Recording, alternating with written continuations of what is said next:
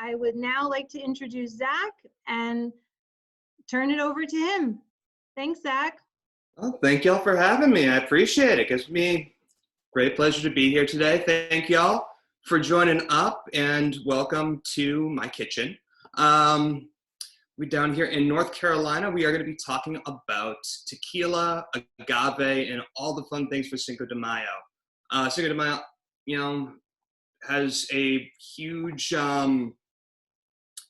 it takes up a huge part of my heart because I came into the bartending world working in tequila bars and learning the tricks of the trade from some incredible bartenders, and found that tequila was my favorite spirit. And it's so much fun to be able to talk about the spirit, clear up, the mystique behind it, some of the misconceptions, and talk about where it's going. So to begin with, we talk about tequila. What is tequila? Tequila is actually a very small subset of an overarching category of spirits known as mezcals. Mezcal obviously is getting its popularity rising right now, but in all, mezcals are spirits made with agave in Mexico. When we talk about tequila, we are talking specifically about a small region of Mexico known as the Pacific Northwestern part, and specifically looking at the region of Jalisco. You can have 4 other small regions in Mexico making tequila as well, but you do not see a lot of volume coming out of there. Your big players are coming out of that Jalisco region. When we look at tequila, it can only be made with one kind of agave. It is known as the Blue Weber. It has been cultivated from basically a wild plant, and over time selective breeding and domestication of the plant turned it into the style that you see today. When we talk about how you make tequila, you have what are referred to as the jimador. The jimador are going to be the farmers. They go out there literally every day. The size of an agave is probably half the size of a kitchen table. It is an enormous, enormous plant. It takes about 7 years to grow, and the jimadors will literally go in with a shovel, dig up the entirety of the plant, and hack off the leaves, and what remains is what almost looks like a gigantic pineapple, which they refer to as the piña.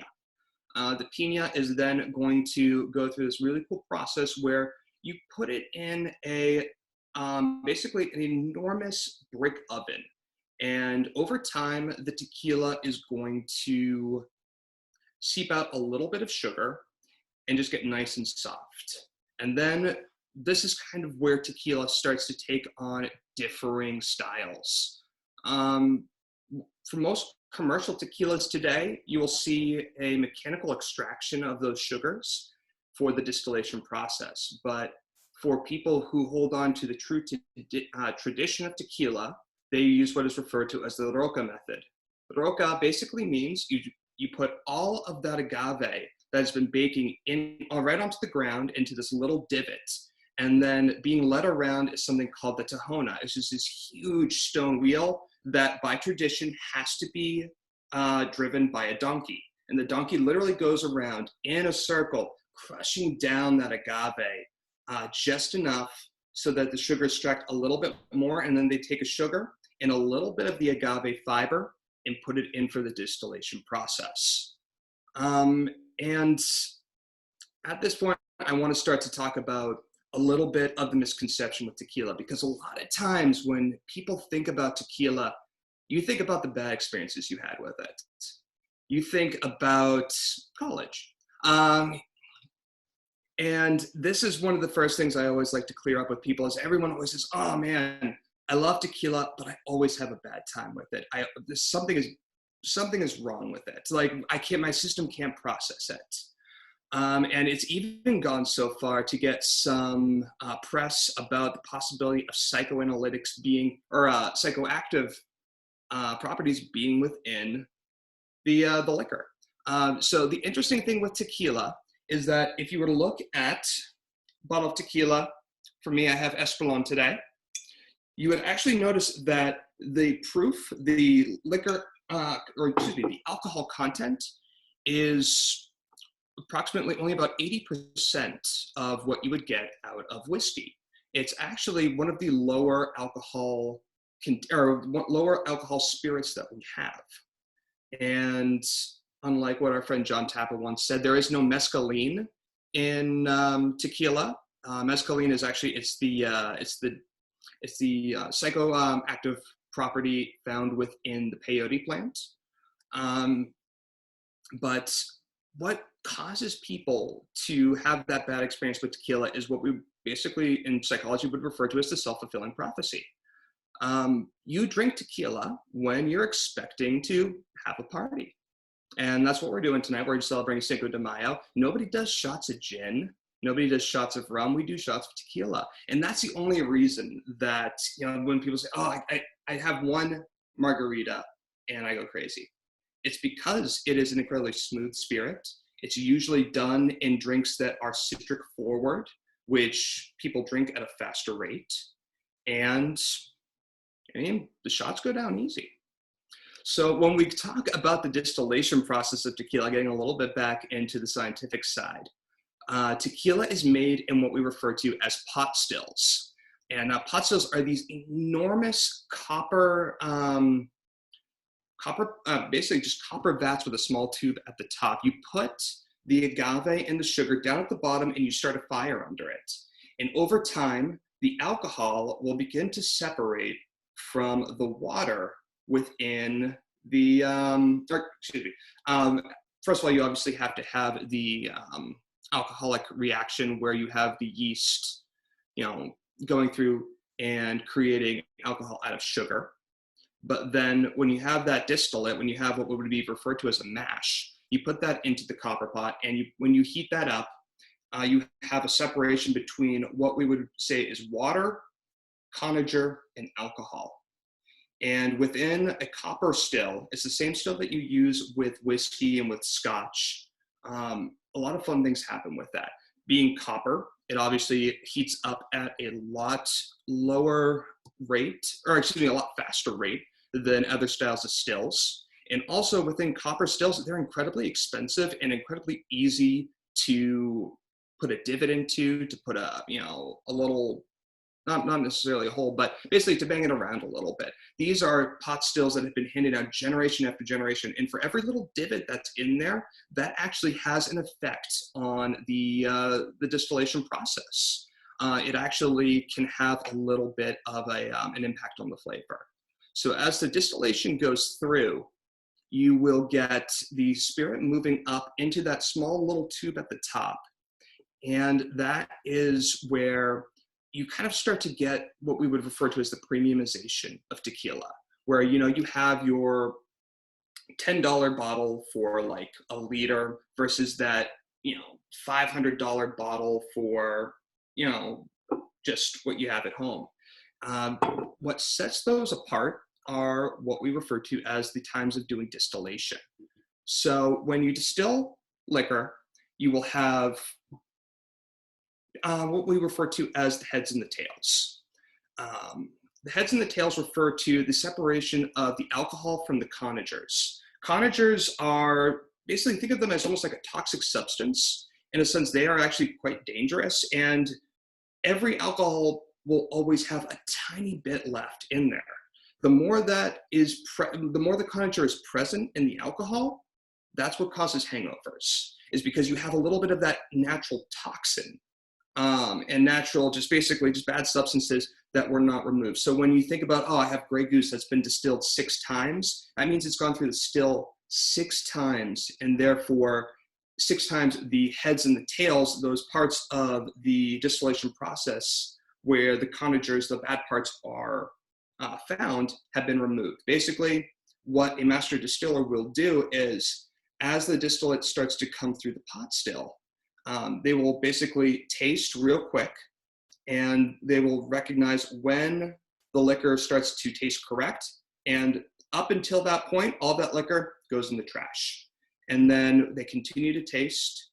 About 80 to 90% of the liquor will remain. And then at the end, you get the heavier conagers, and then they cut that off. That's the tail that goes in the trash. So that's why you will begin to see more expensive spirits.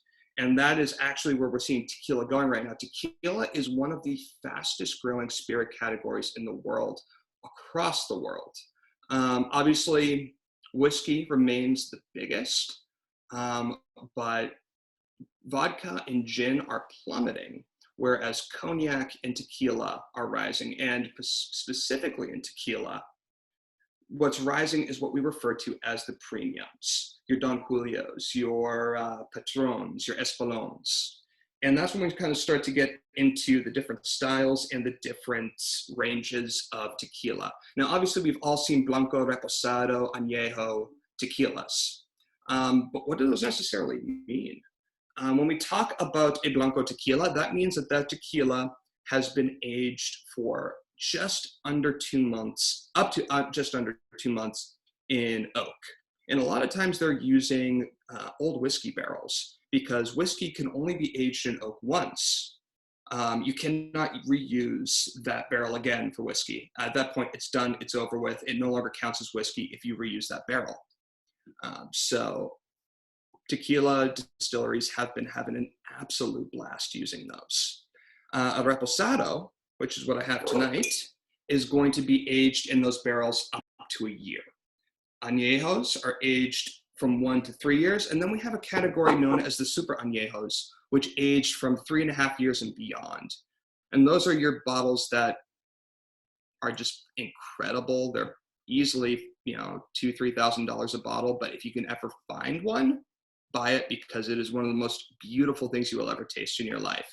If I may make a recommendation, there's one done by Asombroso, Asombro, that is one of my favorite super añejos. And every once in a while they do a sale and I spend my mortgage on it. And then we want to talk about gold tequila. Jose Cuervo Gold is one that we always think about. What is a gold tequila? And it looks almost the exact same as a reposado, but it's so much cheaper.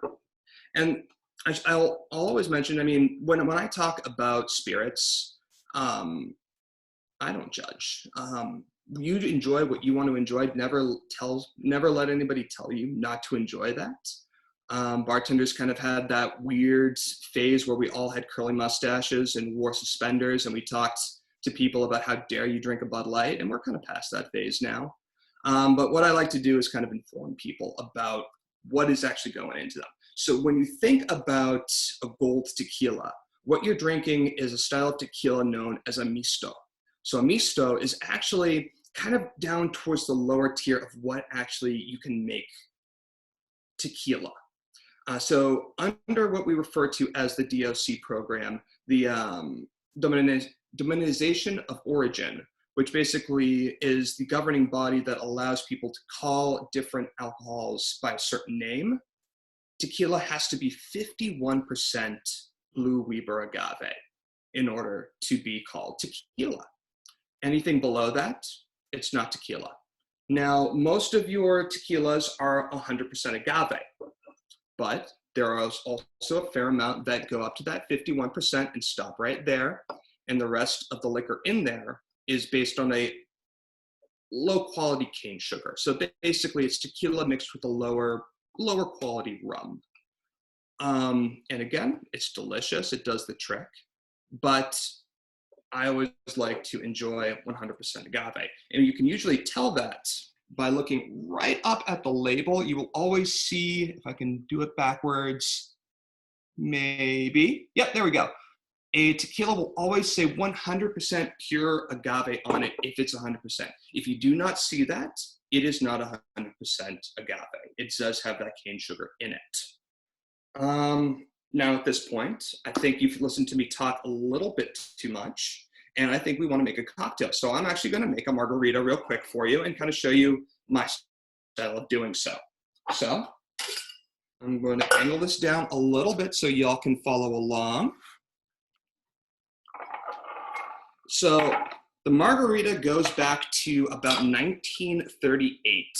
There's a little bit of a discussion about who originally came up with the margarita, but it is believed to be done by the owner of a bar in Key West, who was told by a famous actress at the time to come up with a cocktail, and he came up with a drink that he named after his sister, Margarita. The classic cocktail will usually start off with fresh lime juice. I like to use an ounce because I like mine to be a little bit more citric. And then I'm going to use just a dash of agave. Now, why do I use agave over sugar? Because in cocktail making, you always want to find that closed loop. You always only want to use ingredients that are actually pairing well with the drink. You know, if I am making a drink with 100% agave, I don't want to use, you know, confectionery sugar or brown sugar in the cocktail. I want to use that agave and continue to get those flavors out.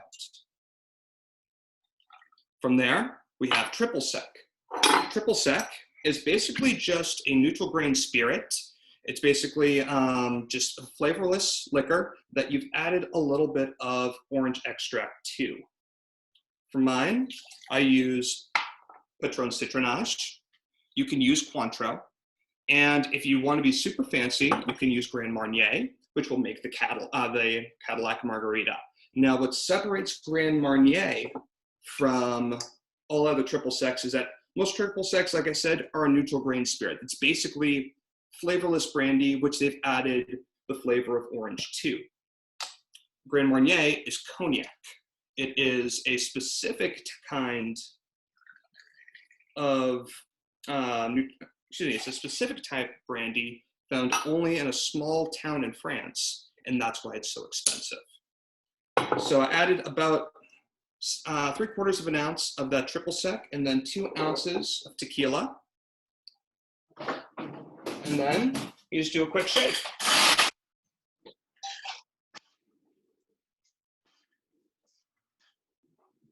If you don't have this at home, that's totally fine. You can do the boxing method, which is literally just pouring back and forth until you get things nice and cold. Or you can use a pint glass.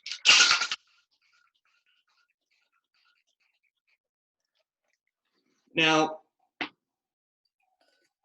you always want to let the cocktail tell you when it's done. You will hear the ice starting to separate, and you'll feel the ice starting to break apart in the glass, or excuse me, in the shaker as you shake it.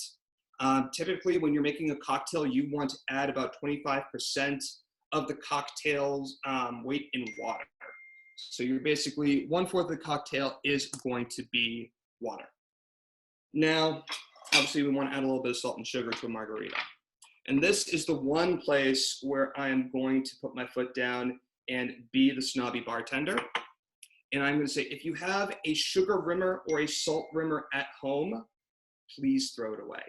It is easily the most disgusting thing on the bar. It is the place that whenever I took over a program, I made them throw it away because it holds so much bacteria and so much mold, because it's literally just sugar that you've poured into a sponge. Don't use that, please. So what you do is you take a paper towel, put a little bit of lime juice on it, get the glass, you put your salt on that same plate. I like to use Maldon sea salt.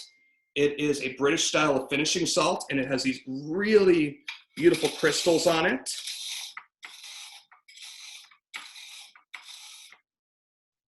Just a little bit of salt for me.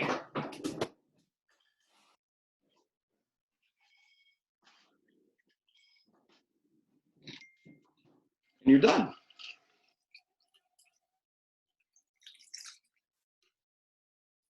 And you notice there's a little bit of space left in the glass, and that's because I also want to talk about what we do if you want to have a little bit of fun with your margarita. So we're going to throw everything right back in there.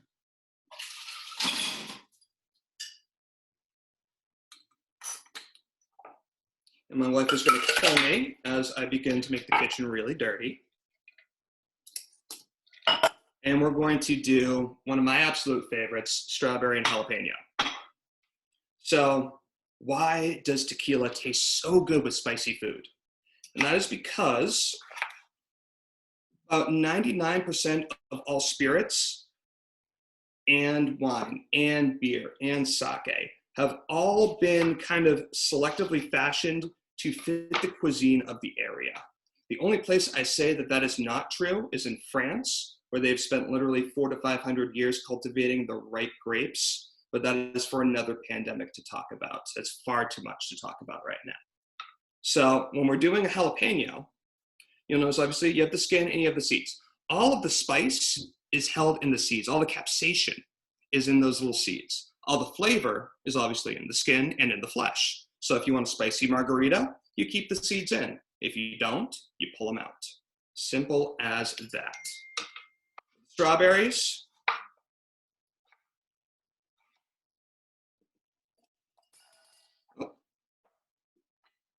I always like to keep thicker pieces because it's easier to muddle.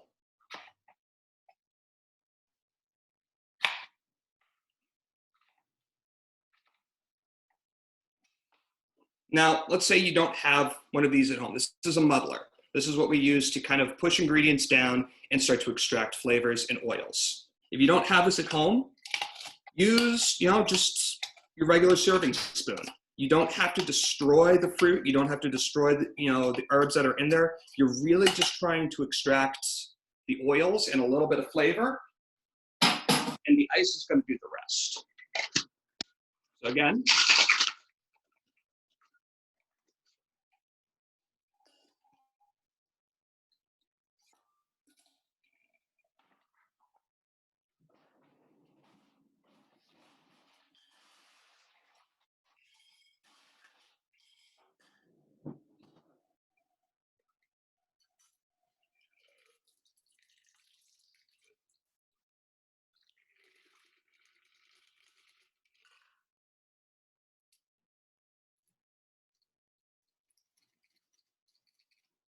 and ta-da!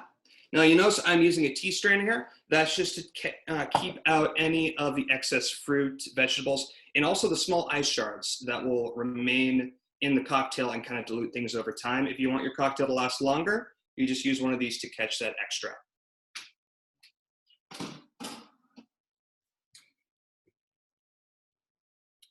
Oh, thank you. So we've talked a little bit about tequila, but I said that tequila is not it. There's so much more. And we should talk about the overarching spirit in and of itself, which is mezcal. So mezcal is any agave spirit that is made in Mexico. You can have sotol, which is going to be made from the desert cactus. You have raicilla, which is made from yellow agave. You have barbanoca, which is going to be made from, oh goodness gracious, as made from agave americana. And then you have just what we know right now as mezcal or espadín. And mezcal is a lot of fun because this really shows how food and drink goes together. With mezcal, you're using the same, you're still using agave, you're using what we refer to as white agave here, or green agave, but instead of baking the piña, the humidors will literally build a pit in the middle of the desert. They will line it with charcoal and the fronds of the agave. They'll throw the piñas in there, and they set it on fire. And that will begin to smoke the piña in order for it to collect this really smoky flavor that's almost like scotch. And that is what makes it so much fun, is that this is basically, mezcal is almost like your introduction to scotch. Scotch does a similar process where they smoke a little bit of peat bog under the mash as they do the distillation process. But with mezcal, the smoke is held within.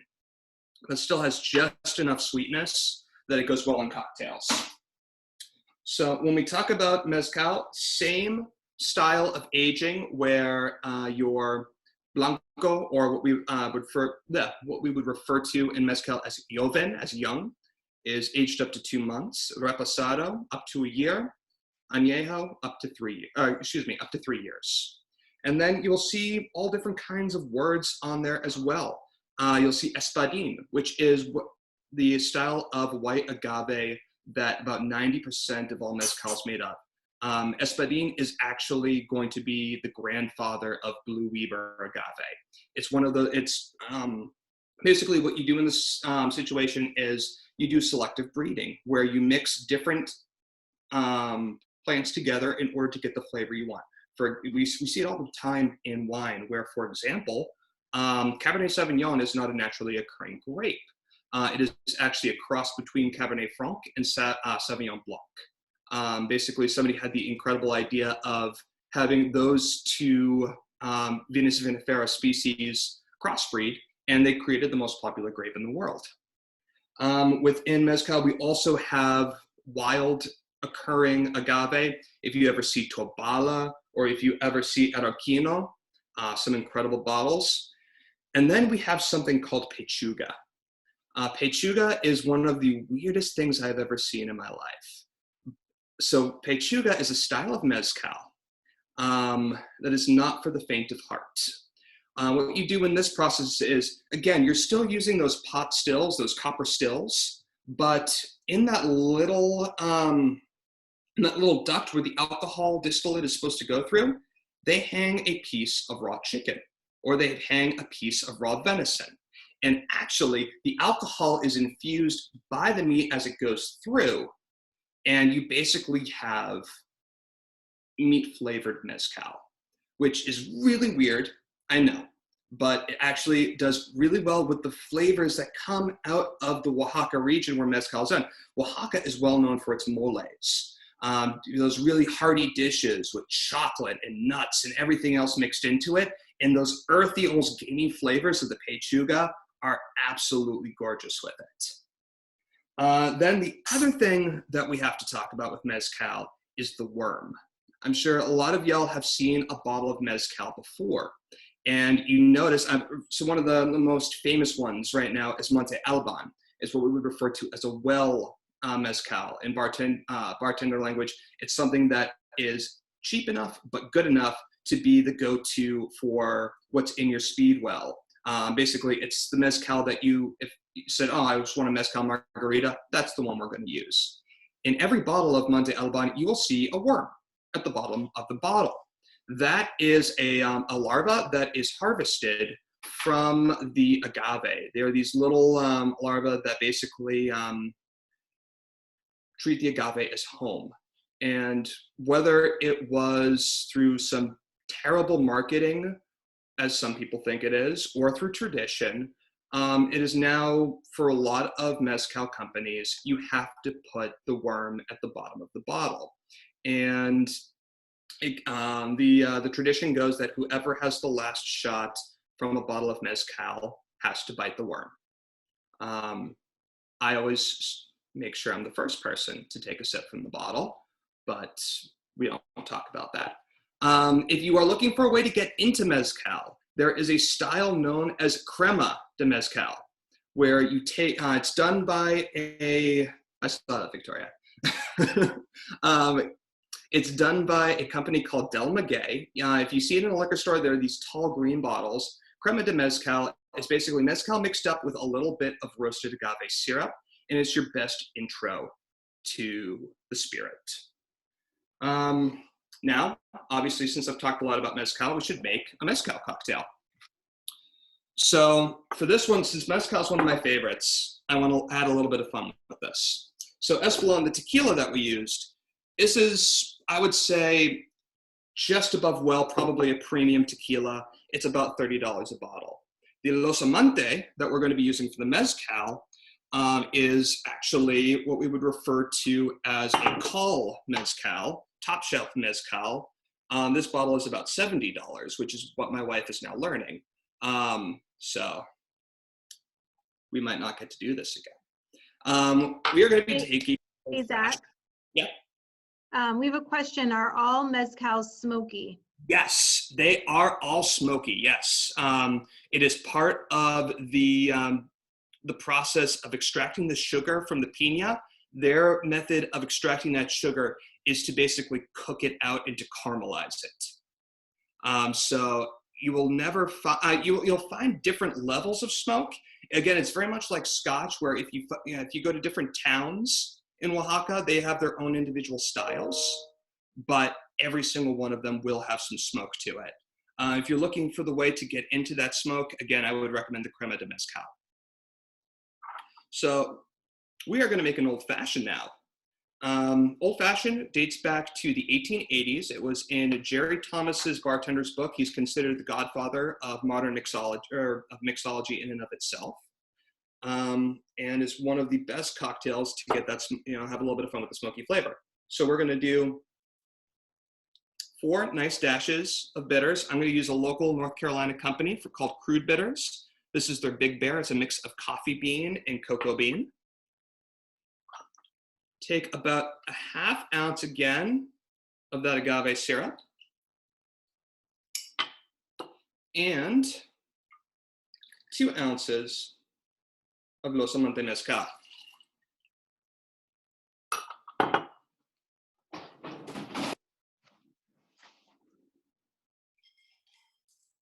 I don't have any big cubes for this, so we're just gonna use the regular ones. And when you are making an old fashioned, one of the biggest misconceptions I see is that the drink is supposed to be cold. An old fashioned is actually only supposed to be room temperature. Because there's so much booze in it, they want it to be, you don't want to drink it too fast. So you keep it at room temperature in order to basically kind of curb how fast the person drinks it. So you only do about 10 or so turns on it. And then we need our citrus. So I wish I had an orange for this, but a clementine will work. You do what's called an expression. So within the peel of any fruit, you have some oil in there. So what you do is just a real quick flick and rub around the rim to let that cocktail out. And then you're going to take your peel and you're going to curl it up a little bit. Now, why you do that, first of all, it looks really cool, but also because on the inside of that peel, you'll see that white part. That's what we call the pith. The pith has a lot of bitter content to it. So you actually want to protect your drink from getting all that bitterness and just to sit on the side. And that is your Oaxaca Old Fashioned. So now that I have a lot of drinks in front of me and I have a huge mess in my kitchen to clean up, we should kind of talk about where we see tequila, mezcal, all those fun things going. Like I said, we are seeing an enormous spike in the tequila market. They are doing incredibly well. And you can see this obviously by how many celebrities and how many companies are coming out with new tequilas almost daily. Obviously, George Clooney's was a huge success. He sold that for, if I remember correctly, about $20 million to Diageo. Sammy Hagar has Cabo Wabo, and then The Rock is coming out with a tequila probably within the next year. And again, we're seeing that premium growth with tequila, where the best tequila is the one that's selling. But here's wherein lies the problem, where if the best stuff is going, it's not going to be around for an incredibly long time. We saw this with the bourbon boom. Where you had your Blantons, you had your Pappy Van Winkle, your not Maker's Mark, but Buffalo Trace, where we fell in love with these spirits and then they were gone because it takes 4 years for those to age before they even get released. Now we're going to see the same thing with mezcal and tequila because it takes an agave at minimum 7 years and at the best level 10 years to grow to maturity. So farmers are going to have to find a way to step up production. And one of the ways that they're trying to maintain their current level of production is having a little bit of difficulty right now. And that's actually because, interestingly enough, one of the best pollinators for agave in Mexico is the native bat population. So conservation efforts are underway to prevent too much deforestation in Mexico and too much basically kind of taking over the natural environment in order to maintain those native populations. You're actually seeing a lot of that right now in the northern part of Mexico as well, where Corona had to nix their new brewery over there because there was such an uproar about building onto a natural water supply that they had to stop the whole construction of the brewery. But while it's here, please enjoy tequila and mezcal, love it, get to know it, try new cocktails, come up with some new things, have fun with it. At the end of the day, even if the cocktail doesn't taste 100% great, it's still alcohol. It's still fantastic. in its own way. And with that, I'll open things up for questions. If anybody has anything, I'm happy to talk about the spirits, wine, beer, the restaurant industry in and of itself. Please. Zach, we have a question. What are some of your other favorite tequila cocktails? Ooh, one of my absolute favorites is what we refer to as the El Diablo. So the El Diablo is a play on a Moscow Mule, where you take a little bit of lime juice, you pour it into what we call a Collins glass, one of these tall glasses. Then you add probably about 1.5 ounces to 2 ounces of your favorite tequila or mezcal, add a little bit of ice, add ginger beer, and then you top it with something called creme de cassis, which is going to be a blackberry liqueur. And creme de cassis is cool because it weighs more than most alcohols do, so it kind of drips down into the glass and infuses over time. I would also definitely recommend just basically trying to make a Negroni-style cocktail with mezcal. The smoke and the spiciness of Campari going together with the sweetness of sweet vermouth is a lot of fun. Though it is a very boozy cocktail. What are some of your favorite tequilas or mezcals? So favorite tequilas, if I'm going for something light and easy, Espolón. If I am looking to show off, there are a couple brands I go with. I go with either Casa Noble, which is a lowland tequila, or I go with Siete Legua, 7 tongues. If I'm looking at mezcal, Del Maguey is my intro level. They do one called Vida, V-I-D-A, that is relatively cheap. And then obviously when I want to go really out, I go with this guy, the Los Amante Reposado. But I don't get to buy that bottle very often. If I am really, really, really looking to try something crazy and try something different, by Patron, they do a style called Grand Patron. Grand Patron is basically they age the tequila and then they send it through a charcoal filter to remove all of the coloring that the oak has, and they're using better agave. So, I mean, this bottle is about $200 for a bottle, but if you get a hold of one, it is absolutely beautiful. Great, thank you. Mm-hmm. Shannon asks, what are some ways to play with infused simple syrups? Definitely. So when you're making a simple syrup, treat it like tea. What I usually like to do is I will take, let's say, for example, I want to make a basil simple syrup.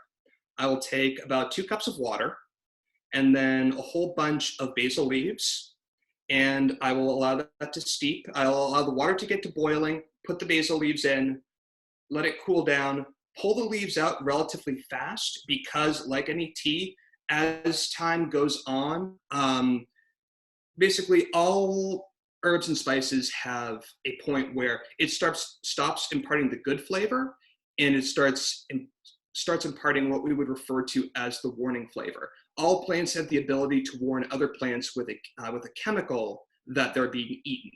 And this happens when you're boiling too much, and that's when you start to get that really extracted flavor. So pull it out relatively early, and then you add just as much sugar as remaining water. So it's a 50-50 ratio. And you can do that with just about anything. I do it with vanilla beans. You can do it with fruit. The only thing I ask is, if you are looking to make your own syrup, investigate the ingredient before you do it. That was something that we learned really quickly in the bartending world when we moved from just regular bartending to that whole mixology phase, is that everybody's like, oh man, I'm growing this weird plant in my backyard. Let's make a syrup out of it. And nobody realized that there could be negative effects. For example, people started making, let's make tobacco bitters, when they did not realize that if you put tobacco in liquor, it can get really, really dangerous for anybody who even has a drop of it. So all I ask is that please have fun, try weird things, but please research the ingredients you're about to use before you do it. If you want good recipes, I recommend liquor.com or imbibe.com, IMBIBE. Would also recommend Difford's Guide, DIFFORDS guide.com. So speaking of recipes, there have been a few requests for you to share your recipes and your recommendations. Would you be willing to do that, and I can circulate it to the group afterwards? Definitely. And actually on that, you bring up a great segue. I decided that since right now I am furloughed while we wait for everything to go through, I have a lot of free time. So I set up an email address called friarspirit@gmail.com. If you ever have questions about recipes, what you have in your house, what you can make with a cocktail, what bottle of wine should I buy at the grocery store today? Is it time to open up that bottle of wine? Or to do Zoom hangouts with your company if you want to do a happy hour. Or if you just want, if you're having a Tinder date over Zoom and you just need someone to tell the other person that they had a great whiskey choice, I will do so. Would be asking if it's possible to donate either to the Friar Emergency Fund or your local restaurant guild. But yeah, please. I'm also happy to send out that email address as well to basically put me to work. My wife is sick of me. Thanks, Zach. I did share the email address in the chat. Does anybody have any other questions? You can unmute your microphone and ask directly or put the question in the chat. Any last questions for Zach? Thank you. Thank you. Zach. Excellent. All right. Well, yeah. Thank you all so much for having me. Thank you for taking the time. Have a wonderful Cinco de Mayo. Cheers, everyone. Cheers, everyone. For those that have margaritas in their hands, cheers. Go Friars. Thanks for joining us today. I hope you join us for a Friar Ties program. And thank you again, Zach. We'll follow up by email with some of Zach's recipes and recommendations. Cheers, everyone. Bye. Have a great night. Thank you. Have a good one.